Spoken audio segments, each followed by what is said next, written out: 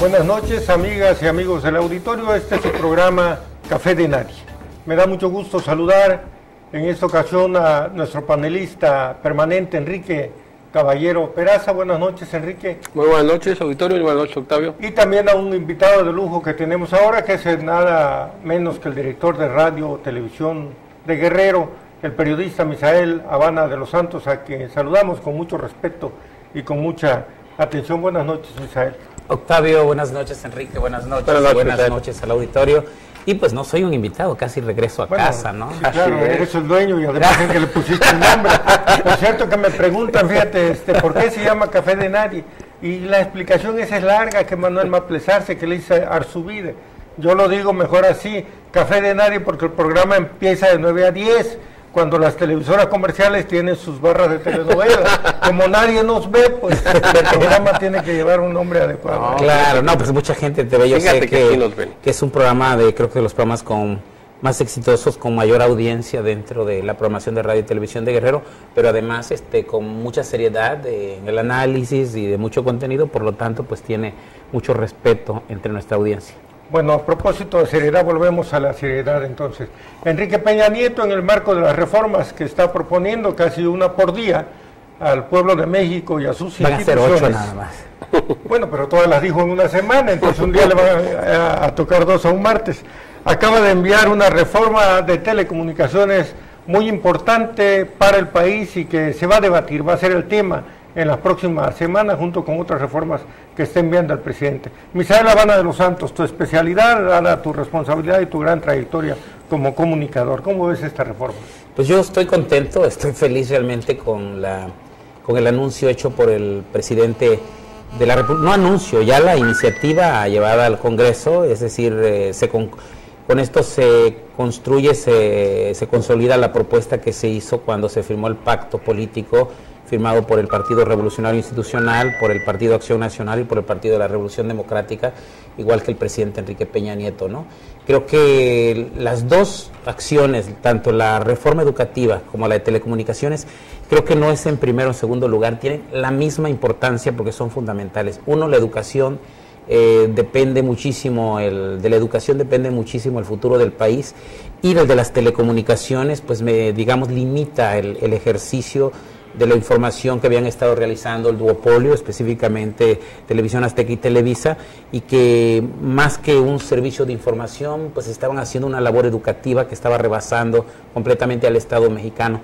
Festejo completamente la acción implementada por el Ejecutivo Federal, porque además vuelve a retomar el Estado, la rectoría en el campo de la administración del espectro radioeléctrico, y creo que el Estado otra vez vuelve a considerar las telecomunicaciones, las de radio, la televisión y las digitales, como un asunto de interés general, y además la propuesta de revisar la propiedad de concesiones, que ha sido muy injusto en este país. Hay 2 grupos empresariales que tienen el 90-80% de las concesiones, ¿no?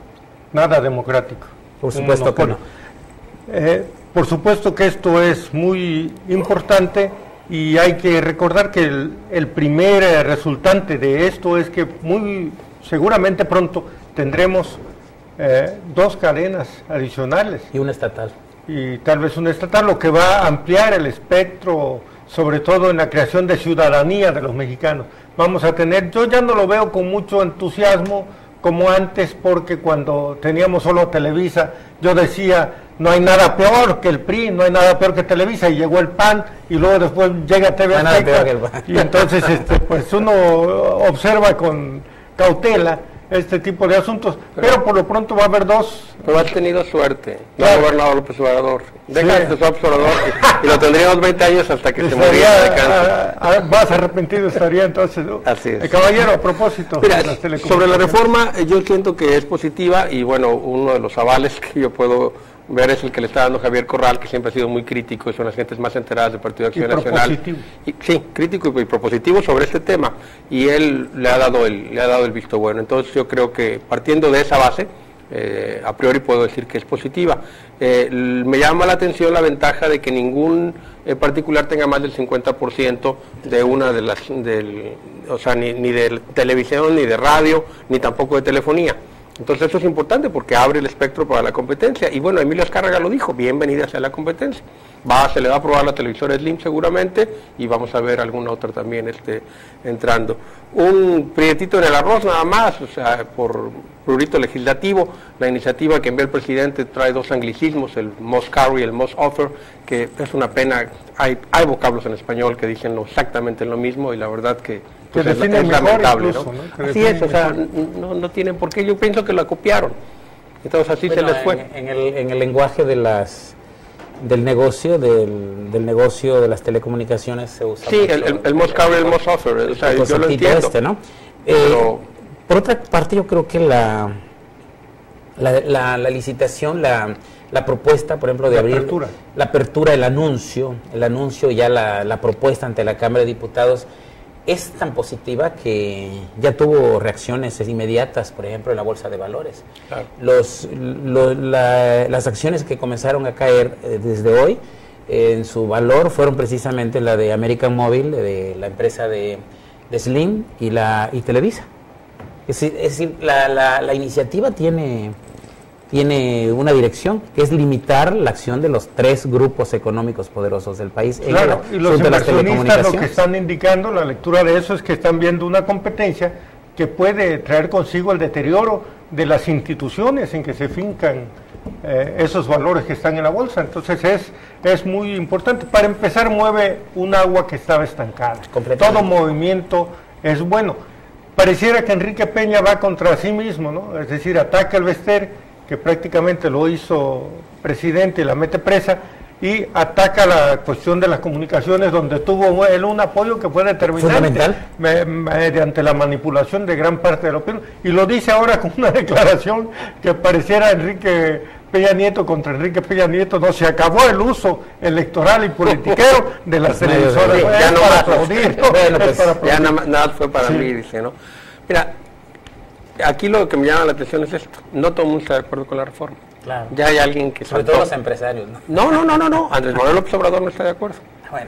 ¿Sí? No, es un espacio de lucha. Mira, la reforma es, por ejemplo, algo que veo en esta reforma. Sí hay libertad de capitales, sí hay libertad de empresas, pero ¿dónde queda la apertura para estaciones universitarias? Públicas. Sí, no, claro. Para estaciones claro. públicas, para A estaciones ver, comunitarias, aquí en este sentido, el anuncio... Entonces, ahí se queda corta. O sea, esa es la reforma que necesita México también.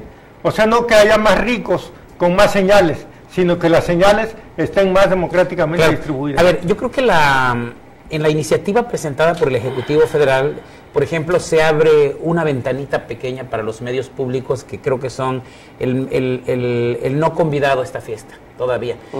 Pero los que estamos en los medios públicos, porque de hecho nos estamos reuniendo y estamos hablando de este tipo, hoy hay una reunión muy importante en la Ciudad de México. Entonces, estamos viendo que la ventana que estamos abriendo es esta cuestión de que se obligará a la TV restringida a incluir la señal abierta sin costo alguno. ¿Sabías que, por ejemplo, Megacable, la empresa de cable de Televisa en otras partes de la República, aquí es Cable Más, había sacado del aire de Sky y de todos estos servicios a Cable Más, ¿cómo se llama? No, a Más TV, que es el organismo estatal de Veracruz, y a otros. De repente los bajó. Bueno, entonces la presidencia de la red habló ante la COFETEL y habló con los diputados y ponen el caso de Veracruz, y ahorita está en debate esa cuestión, ¿no? Cuando viene la ley precisamente de Peña Nieto. Otro asunto es, por ejemplo, nosotros, Radio y Televisión de Guerrero, pagamos a Cable Más para que suba nuestra señal. Entonces, lo que está diciendo la ley es que las cableras Las empresas satelitales están obligadas a subir las señales terrenas de los medios locales. Entonces, eso es una gran noticia para RTG. Ya no vamos a pagar los 50,000 pesos o que estamos pagando a Cable Más. Ese es el must carry. Entonces, exactamente. Entonces, vamos a... Esto lo está abriendo esta ley. Ahora, yo creo que un asunto mucho más amplio, y es la pelea que se tiene que dar también desde la izquierda, porque esta demanda, la demanda de la democratización de los medios, viene de la izquierda desde hace muchísimos años. Los especialistas en telecomunicaciones de la izquierda, como Javier Corral, aunque milita en el PAN, yo siempre lo veo más a este lado que a la derecha, allá donde estás tú. Entonces, como que se tiene que analizar detalladamente la metodología, cómo se va a aplicar esta ley, porque siento que ahí están las trampas de la ley. Ese espacio de lucha, igual que la reforma educativa, o sea, es una cosa la reforma educativa y otra cosa los espacios que vas a restringir o que vas a ganar como profesor o como alumno o como padre de familia. Son espacios de lucha, no hay nada definitivo, y eso es lo importante. Creo que si alguna contribución ha hecho Peña Nieto en estos 100 días que lleva en el gobierno, es empezar a mover todo esto que estaba estancado. Claro. Tiene que venir Petróleos Mexicanos, ya no tengo ninguna duda, tanto como la institución como su sindicato. Aquí puede ser un adelanto de lo que puede ocurrir en Pemex. Aquí ya viene la participación extranjera con esta ley también. Claro, eso ya se lo están criticando. Dice Estados Unidos. Ahí siento que va a haber cierta resistencia por parte de la izquierda. Hasta el 49% puede participar. Otra cosa que yo veo importante es decir, siempre se cuestionó la manera oculta con que se otorgaban las concesiones, que eran más por pagos políticos, de grupo, medio faccioso el asunto. Nunca se sabía por qué un grupo obtenía una concesión. No los imaginábamos. Por supuesto. Ahora el presidente de la República se hace el harakiri, se elimina completamente de esa posición y dice, el presidente de la República ya no va a otorgar las concesiones y las va a quitar. Ahora es un organismo público que va a ser el Instituto, la Comisión Federal de Competencia Económica y el Instituto Federal de Telecomunicaciones, que viene a sustituir a COFETEL, vienen a sustituir a otros organismos. Pero del cual va a tener control, ¿sabes? Claro. Digo, o sea, sería absurdo que no tuviera control, o sea, no sería político, no sería así presidente. Como controlaron radio y televisión y cinematografía, ¿no? En los sexenios de Carlos Salinas para De hecho, es una de las críticas que hace precisamente Andrés Manuel. Andrés Manuel en su último tuit, dice lo siguiente: Circo Enrique Peña Nieto, ¿quiénes son los nuevos concesionarios? ¿Bajarán los precios? ¿Darán voz a opositores nopaleros? ¿Y su nieve de qué la quieren?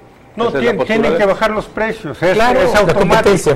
El beneficio es para el consumidor, para los anunciantes y también para... Y tendremos más opciones, no tenemos por qué tragarnos a uno o a otro, nada más en las 24 horas del día. Así es. Entonces, parece ser que todo apunta a hacer una reforma positiva, pero también queda en el marco de la lucha que puede hacer la gente por meter sus propias demandas y por establecer una reforma que vaya mucho más allá de la libertad de las financieras, de la telecomunicación y los capitales. Vamos a una pausa.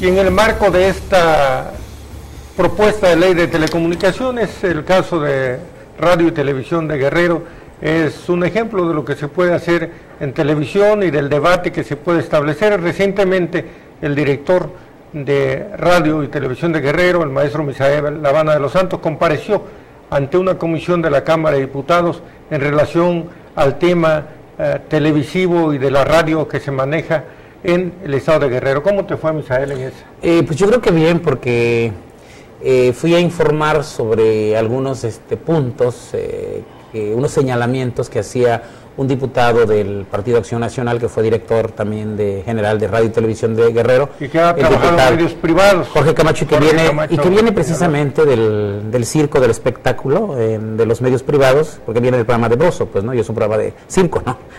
Y del Era un buen programa, noticioso. Sí, ¿no? Pues, un programa divertido. Un programa divertido. Pues sí, es circo, pues bueno, claro. Es un payaso, ¿no? Entonces viene el programa de circo y espectáculo, ¿no? Entonces, pues, él se ha ubicado más en el contexto de los medios privados, ¿no? Cuando llega por aquí Radio y Televisión de Guerrero, pues él aplica más o menos una modernización con muchos recursos que el gobierno Cefrido Torreblanca Galindo proporcionó. Se compra equipo, se reforma los estudios y fue más su propuesta, pero en contenidos no se transformó nada, ¿no? Con la llegada de este gobierno no hemos invertido en equipo porque no hemos tenido los recursos suficientes, pero lo vamos a hacer porque tenemos que entrar a un proceso de digitalización y actualización que marca la ley, pero quizás el logro más importante de Radio y Televisión de Guerrero es sus contenidos. Tenemos por primera vez información y contenidos y programas que tiene la televisión pública, no solamente nosotros, sino la televisión pública nacional e internacional, como Deutsche Welle, BBC y todos los medios públicos del mundo, que por cierto son las mejores televisoras del mundo, ¿no? Que no son los privados. En Inglaterra la mejor televisión es la televisión pública, la BBC. En España la televisión española es de mucha calidad, la televisión italiana igual. Berlusconi mismo la pudo eliminar, ¿no? Que es otro patriarca de la televisión privada por allá, ¿no? Ya tuvo éxito electoral, pero no ha tenido éxito en eliminar a la... Pero bueno, volviendo a esto, vamos a la Cámara, les explicamos a los diputados de la comisión, 5 diputados, de la Comisión de Desarrollo Social que encabeza Julieta Fernández de Añorbe, y otros 2, 3 diputados, los que más hablaron fue uno del PT, y cuestionando que por qué teníamos movimientos paros. Pues tenemos paros en el organismo es porque los trabajadores exigen justas demandas, que además es un pliego petitorio que viene arrastrando de administraciones pasadas. Que por qué estamos fuera del aire en Chilpancingo, pues porque la delincuencia se robó nuestro equipo y no lo hemos comprado, estamos en proceso de comprar. Que por qué el director no se preocupa por buscar contactos, relaciones para salir adelante y toda la cosa, pues se han buscado, se han cerrado las puertas, no hemos tenido el apoyo completo de la Secretaría de Finanzas en este asunto, pero yo creo que lo vamos a tener. El gobernador está interesado en que las cosas se hagan bien, entonces por lo tanto yo confío en que próximamente vamos a tener inversión aquí. Pero el secretario de Finanzas está muy gordo, ese es el problema. Está sentado en la cartera. Está sentado en la chequera. Yo creo que se contestaron bien todos los señalamientos, incluso... hubo se propició pues ahí para que se diera el debate entre la persona que me llamaba a comparecer y demostrar pues que conocemos muy bien el asunto de medios públicos. Yo vengo de la izquierda, vengo de la academia, de la universidad. Entonces, bueno. La pregunta más dura que tuviste creo que fue la del diputado Eduardo Montaño Salinas, ¿no? ¿Quién es el del PT, no? No, él es de Metepec, es del PRI. Sí. Es mi compañero ahorita, estaba estudiando la maestría y lo comentamos del sábado pasado. Sí, me preguntó cuál era la programación. No, después estaba sorprendido porque te la sabías. Y le digo, pues, ¿cómo no te la vas a saber? Le digo, pues él la hace. Digo, ¿te imaginas un diputado que te pregunte cuál es la programación? Bueno, es que un diputado tiene muchas cosas que hacer, no solo estar viendo televisión. O la presidenta de la Comisión de Desarrollo Social que me diga que la cultura que tengo que promover es la cultura del agua. Pero lo está diciendo que es la cultura del agua porque aquí había una persona encargada del Partido de Revolución Institucional que hacía un programa de la cultura del agua.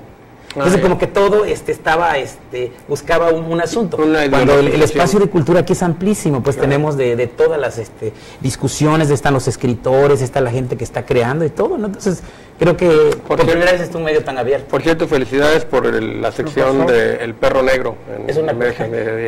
El Perro Negro se parafrasea un libro bastante interesante de Bukowski que se llama El amor es un perro infernal. Entonces, pues el amor es un perro negro, la cultura es un perro negro. Entonces, Enrique, ahí va Radio Televisión de Guerrero. Yo creo que sí, yo creo que lo que se requiere precisamente es que se dé la inversión necesaria, porque los equipos se acaban, tienen que darles mantenimiento, entonces si no hay recursos, es difícil que pueda... y caen muy rápido en obsolescencia, es lo que la gente debe saber. Bueno, tenemos el caso de las computadoras, que toda la gente sabe que tienen una vida muy corta, a los 2 años ya es un equipo viejo, aunque sirva, porque ya hay otros equipos mejores. Sí, y aquí en el asunto de las comunicaciones, las cámaras tienen las luces, por ejemplo, una luz tiene determinado tiempo de vida.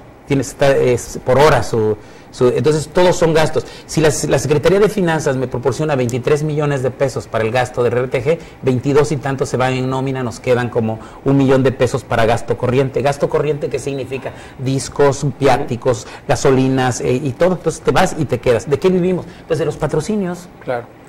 No, tienen que aumentarles el presupuesto y es claro que se requiere pues estar actualizando el equipo, comprando equipo, tener a gente bien pagada, camarógrafos, producción. Es un equipo muy profesional que tienes, conductores, reporteros, y pues hay que pagarles bien. No, para que hagan bien su trabajo, porque la propuesta bien de Enrique Peña Nieto, por supuesto que nos va a beneficiar, por supuesto. Es como... Para empezar, te va a quitar al organismo mucha carga financiera. O sea, nada más con que descargue las rentas que paga por ¿cómo le llaman? Tener de huésped, ¿no? Son 40,000 pesos. Sí. Nada más. Sí, nosotros, bienvenida a la ley de telecomunicaciones, es lo que estamos pidiendo, ¿no? Y además la reforma de fondo, que se puede democratizar mucho más. Por ejemplo, nosotros ya venimos dando pasos en ese sentido. Vamos a fundar y vamos a invitar a la sociedad a conformar un consejo de programación, donde participen intelectuales, donde participen amas de casa, donde participen trabajadores y todos, ¿no? Toda la gente que quiera estar pendiente de cómo se programa aquí, de que se sugiera y todo, ¿no? Entonces, estamos siguiendo esos pasos, además que son requisitos de ley, pero nos estamos adelantando un poco a lo que viene con la ley de telecomunicaciones, ¿no? Pero eso casi nadie lo ha hecho prácticamente, incluso los periódicos, los más demócratas, no tienen, los periódicos más consejos de redacción, quienes los tienen... Ombudsman del lector, no. Sí, ombudsman del lector, el periódico puede publicar tu carta de declaración o puede no publicarla, claro, y no pasa nada de acuerdos políticos. Esto ya va a entrar con la nueva ley, claro, el derecho de réplica. No, son de las cosas que tienen que cambiar en el país. Es importante porque le dabas la opción a que te diera y luego... desbaratara, ¿no? Sí, te daban tu espacio en interiores chiquititos. No, incluso medios que se litigan asuntos personales de la empresa contra gente, contra grupos, y no tienes la posibilidad de revertirlo, ¿no? Claro.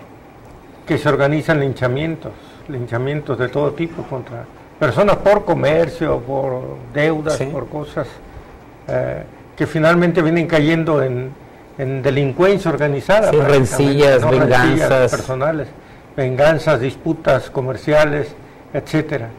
Entonces, ¿cómo concluiríamos que va Radio y Televisión de Guerrero? ¿Cómo se puede resumir, Misael Habana de los Santos, esta etapa de la radio y de la televisión pública guerrerenses? Yo creo que en el gobierno de Ángel Aguirre, con lo que falta, que son 2 años y medio aproximadamente, o 3 años. Que esperemos que baje de peso 3 años. El secretario de Finanzas.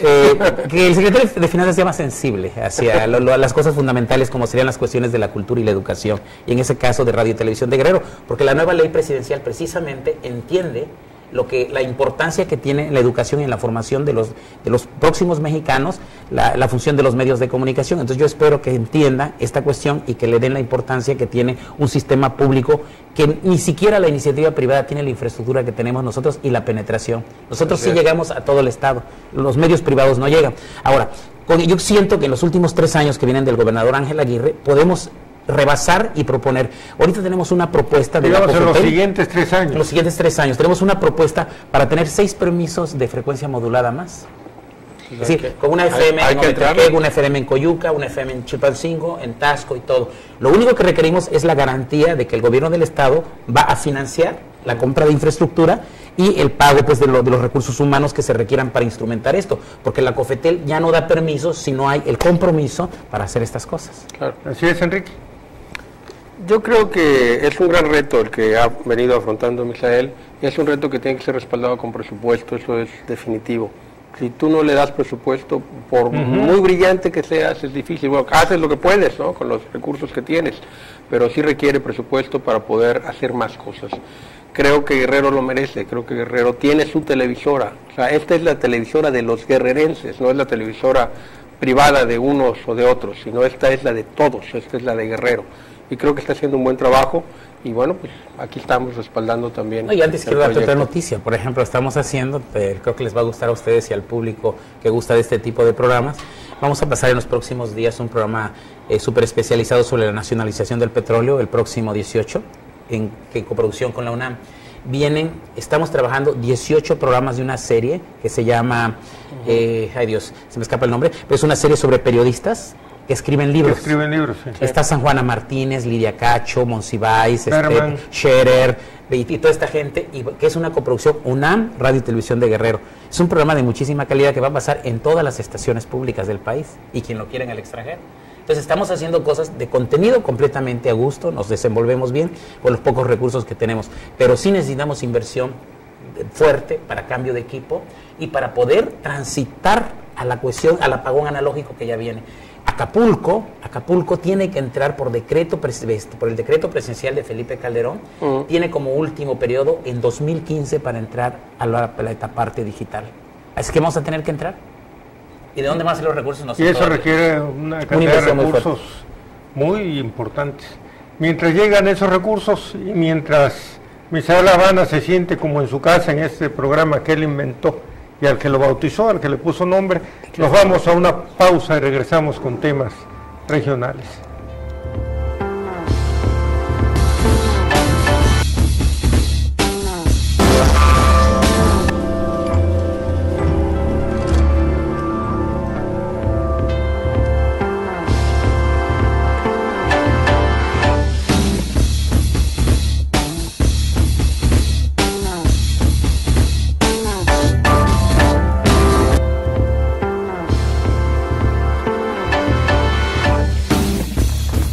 Buenas noches otra vez. Algo pasa en el mundo, no solo en México, las reformas de las telecomunicaciones y en Guerrero, sino también, por ejemplo, en Venezuela, donde parece afianzarse un chavismo sin Chávez. Parece que están a prueba las instituciones precarias que pudo instituir Hugo Chávez y que tendrán su prueba de fuego en la próxima elección general de esa nación. Mientras en el Vaticano, hoy 12 de marzo, hace ratito, por vez primera salió humo negro, quiere decir que todavía no hay papa, pero ya entró el proceso de elegir papa, ya hubo una primera votación y seguramente vamos a tener otras muy reñidas. De Venezuela y de Hugo Chávez, Misael Habana de los Santos. Bueno, pues yo creo que realmente con Hugo Chávez se ha perdido a un personaje importante en la lucha independentista de América Latina, ¿no? Cuando menos después de la Guerra Fría, como que había un poco atenuado la confrontación con los Estados Unidos y los diversos gobiernos de América Latina. Con Hugo Chávez otra vez se recuperaban los bríos que había tenido la Revolución Cubana, y creo que Chávez de alguna forma es estos bríos revolucionarios desde Venezuela y esta cuestión bolivariana viene a impactar mucho la lucha de los argentinos, de Uruguay, de Lula en Brasil y todos estos gobiernos que empezaron a hablar con voz propia y oponerse a los Estados Unidos, que pues siempre ha sido así como nuestro vecino incómodo, nuestro vecino que ha mandado, o somos su patio trasero, y que nos ha impuesto gobiernos durante muchos años dictatoriales, políticas económicas, y yo creo que gran parte del atraso que vivimos. Por lo tanto, yo lamento mucho que se haya perdido a este líder que ha dejado una escuela considerable, y creo que no obstante de que no esté Chávez, hay un chavismo muy fuerte y que va a perdurar. A ver quién, yo quiero decir, aunque gane la oposición, gane la derecha en Venezuela, no podría echar atrás los logros obtenidos por Chávez, ¿no? Y son logros en educación, son logros en desarrollo social. Es decir, Venezuela era un país muy pobre, antes de Chávez la gente se moría de hambre, en pueblos grandes de 10,000 habitantes no había una escuela primaria, no había una clínica, hoy lo hay. Además yo creo que la burguesía un poco reaccionaria y oligarquía venezolana todavía como caciquil, ¿no? Es decir, lo que pasa es que en Venezuela no hubo revolución mexicana, pues nunca, rústicos, ¿no? Pues. Entonces todavía ahí el porfiriato, el porfiriato venezolano y su aristocracia no le perdonaban a Chávez que incluso fuera moreno y fuera mulato, ¿no? Porque eso no era una burguesía blanca, ¿no? Lo que no le perdonaban es que con Chávez, por primera vez en mucho tiempo, los pobres se meten en la política. Es el gran pecado de López Obrador en México. Mientras era COPEI, Alianza Democrática Nacionalista en Venezuela, no había ningún problema. Y los colores no importaban, más o menos las políticas. Podría incluso ser al revés, que los demócratas cristianos fueran más radicales y más sociales, más progresistas que los regímenes de la supuesta izquierda de Carlos Andrés Pérez. Pero con Chávez lo que pasa es que se mete la pobreza, y cuando se mete la pobreza a la política se acaban muchos negocios de los ricos. Yo creo que ese es el enigma que tengo yo, Misael, Enrique, es cómo pudo pervivir, sobre todo con un lenguaje tan beligerante, rayando en la grosería contra los Estados Unidos, ¿no? A Bush le dijo que estaba loco, que era un burro, al otro le dijo que dice es más peligroso que un mono con navaja, bueno. Al peruano, feas, ¿no? Alan García le dijo que no podía tener un billete en la barba, se lo podía robar. Sí. Entonces, duró muchos años para hacerlo en esa beligerancia, y luego cómo no hubo buena diplomacia ahí, o lo sorprendió, porque Venezuela era el esquirol de la OPEP, durante muchos años. Durante toda la vida, pero llega Chávez y dice vamos a alinearnos. De ahí viene la gran amistad con Irán, ¿sí? Porque dice vamos a alinearnos para defender el precio del petróleo, yo no voy a hacer esquirol, ¿sí? Si ustedes dejan de producir yo le bajo también para defender el precio. Entonces eso fue algo muy importante y me parece que hizo más contra Estados Unidos en términos económicos y prácticos que por ejemplo Salvador Allende, que Salvador Allende se preocupó por su pueblo, no fuera de la cuestión de la anaconda, ¿no? A Salvador Allende no le dio tiempo a hacer nada, aparte, digo, hay que recordar que estuvo muy poco tiempo en el poder, o sea, no le alcanzó a hacer lo que... Sí, pero quiero decir la reacción, digamos, beligerante de los Estados Unidos a propiciar un golpe y no lo intentó en Venezuela, o sea, tanto, sí, pero... Yo digo que se lo intentó. No, sí lo intentó. Y lo intentó eliminar y toda la cosa, pero no sé por qué no pudo. Se intentó hacer una decisión de Zulia. O sea, había un plan de la CIA para escindir Zulia, que es donde se concentra el 70-80% de la producción petrolera de Venezuela, para que se separara, porque Zulia es mayoritariamente opositor, aparte. Yo sí quisiera comentar varias cosas. Hay que reconocerle el carisma impresionante que tuvo el comandante, descanse en paz. Lo de la pobreza se resuelve pronto. Actualmente, de lo que han encontrado, son como 137 millones de dólares en cuentas de la familia, de sus hermanos y de su madre en los Estados Unidos de Norteamérica. Curiosamente, el dinero se va a depositar allá. A mí lo que me llama la atención es pues que ha habido una gran división. Ese discurso de lucha de clase está produciendo una división frontal en Venezuela. Y no es una minoría. O sea, no son grupos oligarcas, porque en la pasada elección legislativa tuvieron el 52% de los votos. En esta elección tuvieron el 44%, en la última, donde pierde Enrique Capriles. La otra cosa que me llama la atención es la violación a la Constitución, absoluta y totalmente. O sea, les valió un soberano cacahuate lo que dice la Constitución de Venezuela, no está respetando ni el 233 ni el 229. El 233 marca, y era tema continuo cuando hablábamos de que estaba enfermo, que era lo que iba a pasar, que ante la ausencia absoluta del presidente, el presidente de la Asamblea toma posesión y convoca elecciones en 30 días. Ese sería Diosdado Cabello, no Nicolás Maduro. Segundo, siendo vicepresidente estás impedido para presentarte como candidato. Y el candidato en funciones, o sea, es el vicepresidente, toma la presidencia en lugar de Diosdado, y no solamente eso, sino compite sin dejar de ser presidente en el proceso electoral. O sea, obviamente para ganar el proceso, porque, y por eso porque ahorita yo veo más chavismo que con Chávez vivo, o sea, veo el pueblo se está volcando. La momia de Chávez va a ayudar muchísimo, ¿no? El tenerlo ahí insepulto, yo creo que va a ayudar muchísimo, ¿no? También yo les di la idea, porque les dije que los cubanos lo van a copinar. No, fíjate, yo creo que ya lo copinaron y les voy a cobrar. Hay un chiste que antes de los cubanos salían de Cuba en balsa y ahora sales embalsamado. Sí, correcto. Porque la cosa no sabe dónde murió. De mal gusto, pues dicen que ahí se va a ir a curar Hillary Clinton, la reina Isabel, todo el mundo Juan Carlos, todos quieren irse a curar a Cuba. Hay un tema también importante y está por detonarse, porque la hija de Hugo Chávez, que incluso ni siquiera fue al funeral, está muy molesta, quien fungía como primera dama, porque ella sabe qué pasó y cuánto tiempo se tardaron pues en dar la noticia en realidad del fallecimiento. O sea, hay quien presupone que murió desde hace mucho tiempo. En Cuba. Y que de hecho nunca llegó acá, que lo trajeron después, que hubo un cambio de féretro, en fin, ya sabes, el clásico sospechoso. La derecha el periódico ABC. El ABC ha especulado con... Pero el hecho es que su hija no fue al funeral. Con versiones así tan dantescas, ¿no? Incluso el periódico serio del país lo mató antes de que pero puede ser posible, pues nadie lo vio. Lo que sí es claro es esto: va Cristina a verlo, Fred Kirchner no lo dejan ver, va Evo Morales no lo dejan ver, va Correa no lo dejan verlo.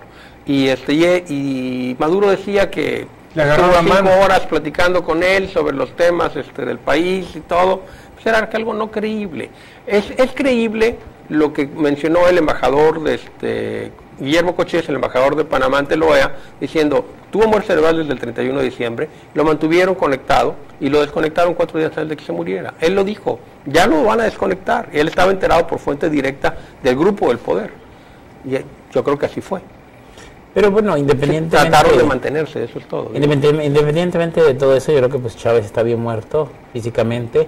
El chavismo se mueve, vive. Se mueve bastante bien por las calles de Caracas y creo que el grupo que dejó el comandante Chávez bien apuntalado y les dejó planchadito todo. En cuanto al resultado del proceso electoral, para que sigan haciendo campaña, van a ganar el proceso electoral. El 14 de abril a mí no me queda duda, yo pienso que va a ganar Nicolás Maduro.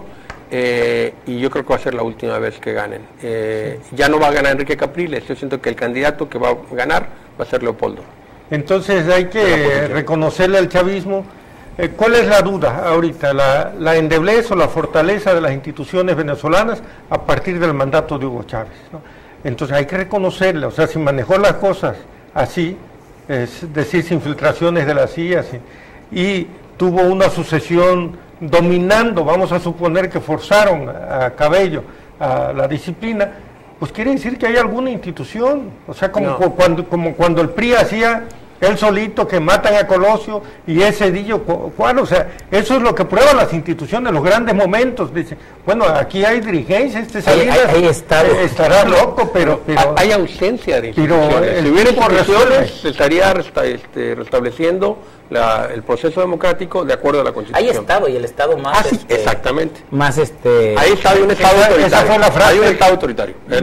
Meto una digresión. Esa fue la frase que le hizo el secretario Osorio Chong a Elvester Gordillo. La última vez que se vieron, le dice la maestra, nos vamos a ver las caras. No, la única cara que usted va a ver es la cara del Estado.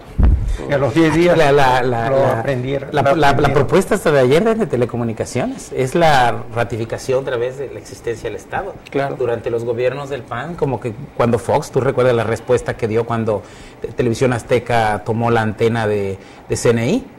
¿Y yo por qué? Institucionalizó el por ¿Y yo por qué? Sí. Y ahorita le está diciendo Enrique Peña Nieto, hay Estado, ¿no? La gran diferencia... hay que reconocerlo, ¿no? Que siempre ha actuado con... La gran diferencia es esta. Peña Nieto está teniendo el apoyo casi irrestricto, tanto de PAN como del PRD, para sacar adelante estas propuestas. En cambio, yo diría acrítico. Porque ya ahorita empezaron a mover la gente. Eso no fue lo que firmamos. En Pemex te aseguro que el PRD no va a caminar derechito. En ese sentido, y tiene razón. Lo que en cambio durante los gobiernos tanto de Vicente Fox como de Felipe Calderón, pues el PRI fue muy mezquino en ese sentido. Enrique Peña Nieto en México y el chavismo sin Chávez en Venezuela están demostrando que existe el Estado, y aunque sea un Estado autoritario, marcha por el camino del progreso. Nos vamos a una pausa.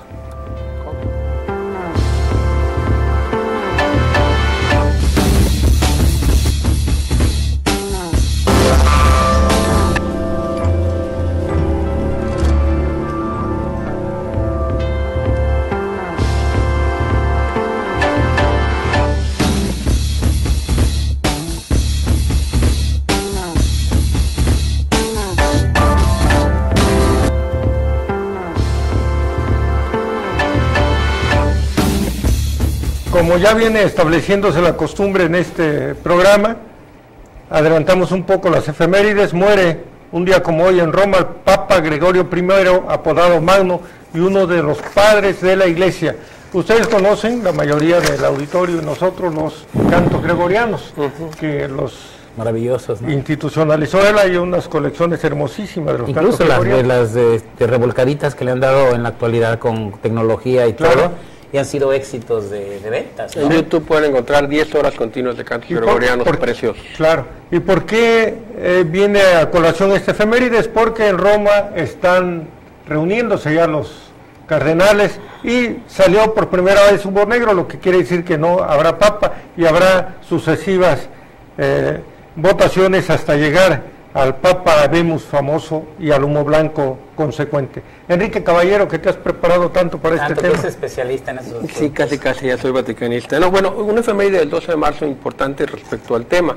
Fue canonizado Ignacio Loyola, el fundador de los jesuitas. General, ¿no? Sí, fue el fundador. Militar, ¿no? El fundador de los jesuitas. Y aquí lo interesante es qué tipo de papa se va a elegir, cuál es el perfil, ¿no? ¿Cuál es el perfil?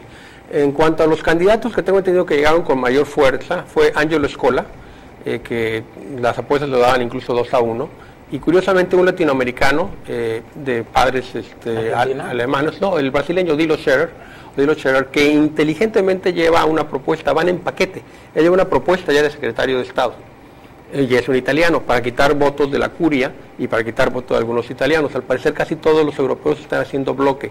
No creo que, hay que recordar que a Ratzinger se le eligió, en la primera votación tuvo 47 votos, claro, esa es la filtración que se da después de mucho tiempo. No, que no hablan. Todo el mundo habla. Y es ante la Biblia, ¿no? Y de uno por uno. Acuérdate que hay mucha gente alrededor, no nada más son los cardenales. No, hoy dijeron el Humus, no sé qué. Sí, lo sacan del fuera todos, siguen para que no nadie. Pero en la noche el tienen médico, tienen pues toda la gente que les da de comer, etcétera. Tiene el celular, hombre. Se filtra. No, está controlado eso, no pueden tuitear. Hay una caricatura muy simpática porque ya ves que el Twitter es un pajarito, entonces le estaban cerrando la puerta, le estaban cerrando la ventana al pajarito de Twitter y decía, no, soy el Espíritu Santo, déjenme entrar. Está muy bueno. Sí. Oye, Enrique, yo te quisiera preguntar, por ejemplo, tú que conoces más de esto que es el chiste de pajarito más noble que he escuchado en toda mi vida, Enrique, por favor.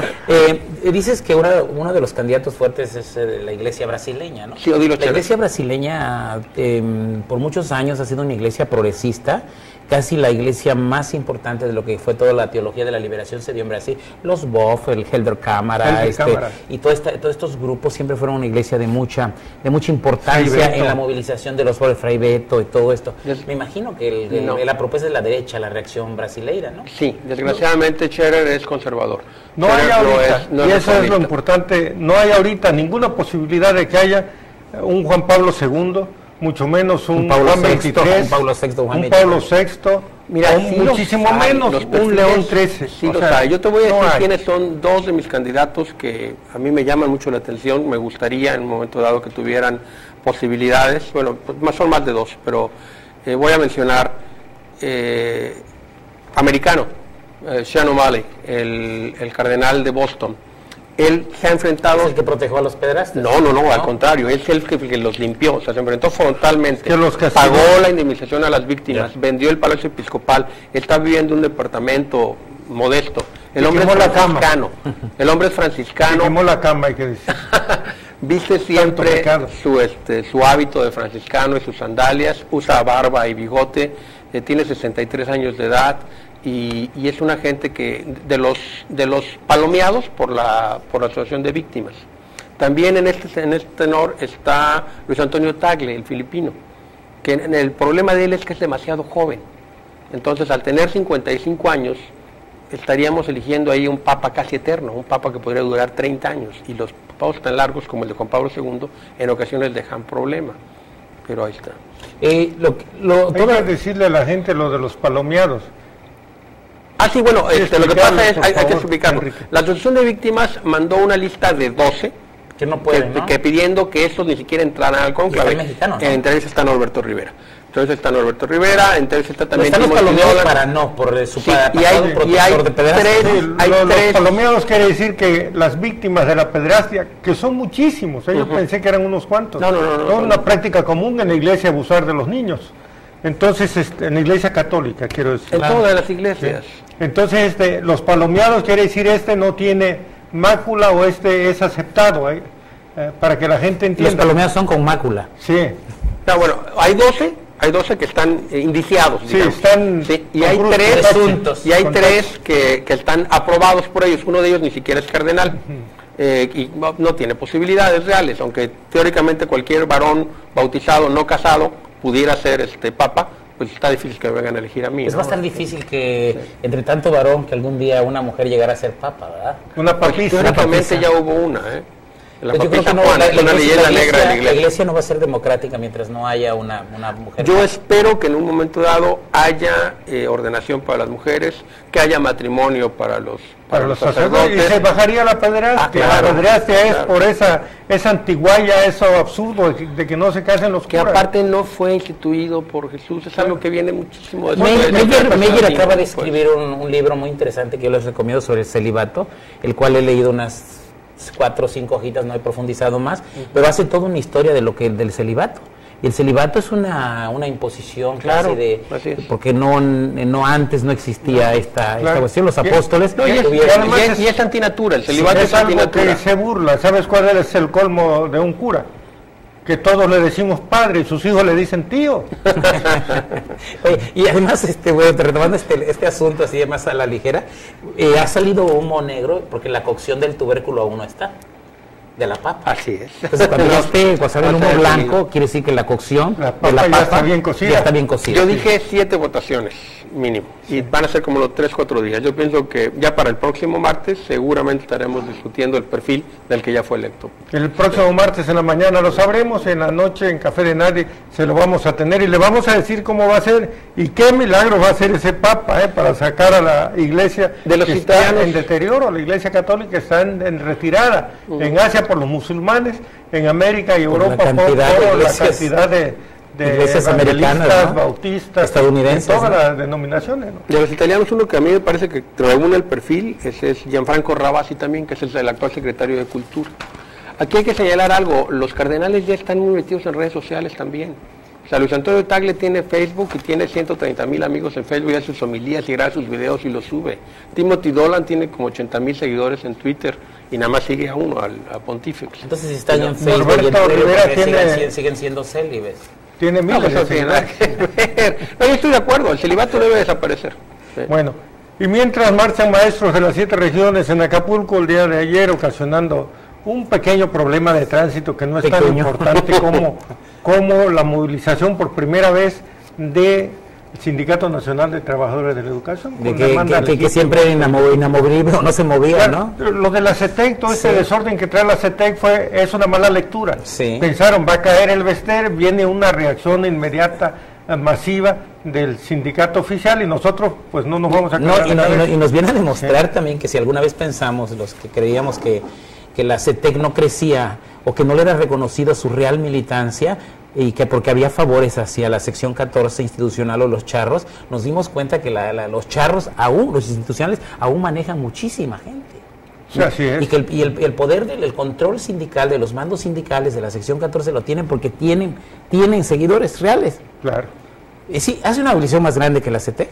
Sí, el problema que tienen es que están aprendiendo a ser sindicato. O sea, los otros ya se especializaron, se han acabado cientos de botas y zapatos, y huaraches en marchas y plantones. Ahora. Hay una hiperpolitización de la CETEC y ha habido una pasividad eterna que hoy despierta del sindicato oficial de trabajadores de la Ahora, educación. hay una movilización explicable porque la reforma educativa afecta directamente al grupo que ha mangoneado las cosas en la Secretaría de Educación, que es Claro. los charros, los institucionales, la sección 14, la venta de plazas, el control de estas cuestiones El prismo, la educación. Sí, estas cuestiones de que te heredo, la plaza te la compro, se la heredo a mi abuela, a mi tía, o se la heredo a mi hijo idiota que tengo ahí, que Aunque no puede no haya hacer nada, estudiado, y sí. que no haya estudiado y que pueda ser Aunque maestro. sea que ¿no? sea maestro, Sí, sí, aunque exacto, sea que así sea es, aunque sea maestro. maestro. Entonces yo creo Como que si fuera fácil la la tarea. parte de la reforma educativa es importante también en la cuestión de los exámenes de oposición.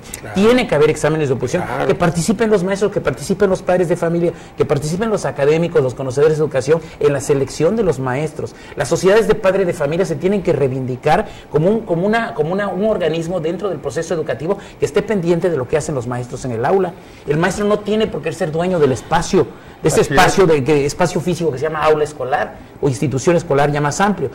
Los padres de familia tenemos que ver qué está pasando adentro en el aula. Con el Los proceso padres de educativo. familia en algunas escuelas ni siquiera tienen acceso a la cooperativa, que es lo que Los los grandes libera de negocios. mucho gasto.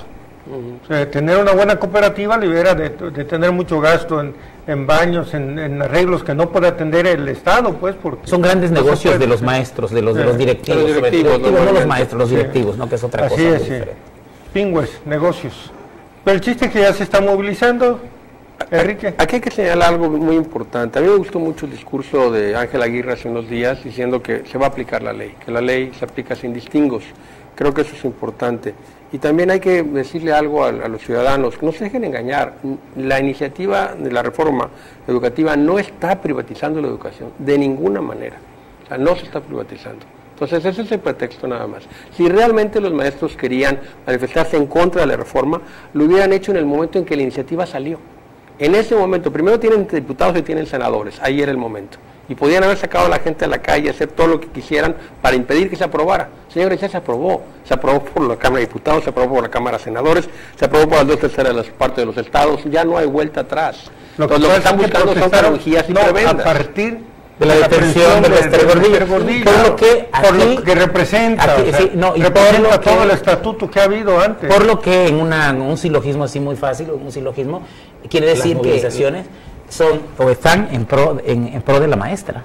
Claro, aunque no lo digan. Y aparte también están cuidándose que no los vayan a aprender a ellos, porque te aseguro que hay muchos líderes de aquí y de muchos estados que tienen sus cuestiones también. ¿No? Pero no va a ir a eso, la iniciativa lo que no quiere democratizar al sindicato, no le interesa. No, para nada. La iniciativa lo que quiere es refuncionalizar la dirigencia sindical. Y otra cosa, para que siga haciendo lo que yo hace. creo que es tan falso eso de la privatización, que en el fondo está eso, que yo creo que el día que se privatice la educación, otra vez va una revolución. Así de fácil. El día que intenten una privatización de la educación, ese día se levantaría la gente. Sí, no, es que depende. ¿Te imaginas que no puedan ir tus hijos a la escuela porque tengas que pagar? No, pero no se trata de hay eso. otras opciones, y hay opciones interesantes. Yo una vez escuché una conferencia de Luis Pasos, donde decía lo siguiente, bueno, ¿por qué no le damos a los padres de familia para que paguen lo que tengan para que paguen? Y entonces ellos seleccionan dónde. Las escuelas públicas siguen existiendo. No, porque el Estado perdería su rectoría frente a la educación, y así como el asunto de las telecomunicaciones, la educación es un asunto de rectoría estatal. Pero no la seguridad nacional. No, privatizando sí. No, es que no privatizas. Lo único que haces es que a ti te dan la oportunidad de elegir. Y en el momento que tú eliges, pones a las escuelas públicas a competir.